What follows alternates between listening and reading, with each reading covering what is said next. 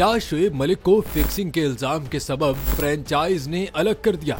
Shoaib Malik BPL छोड़कर Dubai क्यों गए?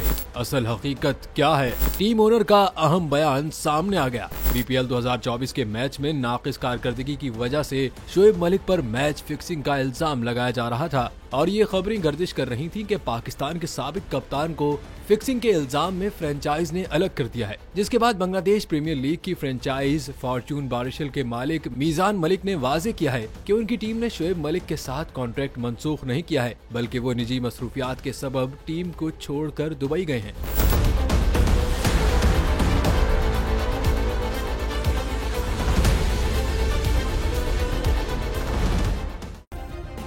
सब्सक्राइब करें और बेल दबाएं ताकि कोई खबर रह न जाए।